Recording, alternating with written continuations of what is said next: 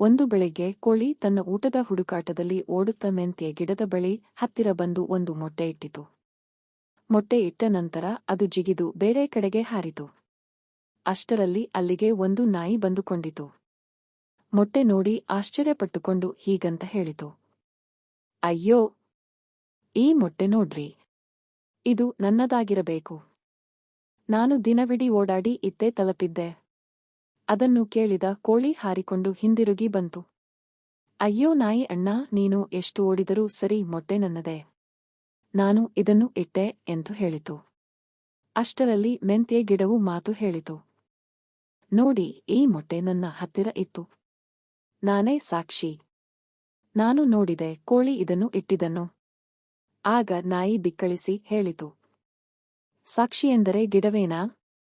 ನಾನು ಬದುಕಿದ ಜೀವ. ಈ ಮೊಟ್ಟೆ ನನಗೆ ಬೇಕು. ಹೀಗೆ ಅವರ ನಡುವೆ ಜಗಳ ದೊಡ್ಡದಾಯಿತು. ಕೊನೆಗೆ ಕಾಡಿನ ನ್ಯಾಯಾಲಯಕ್ಕೆ ಕೇಸು ಹೋಗಿತು. ಅಲ್ಲಿ ಕೋತಿ ನ್ಯಾಯಾಧೀಶನಾಗಿ ಕೇಳಿದ. ಎಲ್ಲರ ಮಾತು ಕೇಳಿದ ಮೇಲೆ ತಲೆ ಬೀಸಿ ಹೇಳಿದ. ನೋಡೋಣ್ರಿ, ಮೊಟ್ಟೆ ಇಟ್ಟದ್ದು ಕೋಳಿ, ಸಾಕ್ಷಿ ಮೆಂತೆ. ನಾಯಿ, ನೀನು ಕೇಳದೆ ಬಂದು ಜಗಳ ಮಾಡಬೇಡ. ಎಲ್ಲರಿಗೂ ಒಂದೊಂದು ಗಂಜಿ ಕೊಡಿ, ಮನೆಗೆ ಹೋಗಿ. ಹೀಗೆ ಕೋಳಿ ತನ್ನ ಮೊಟ್ಟೆಯೊಂದಿಗೆ ಹರ್ಷದಿಂದ ಮನೆಗೆ ಹೋಯಿತು. ನಾಯಿ ಮುನಿದು ಹೋದರೂ ಎಲ್ಲರೂ ಬುದ್ಧಿವಂತರಾದರು.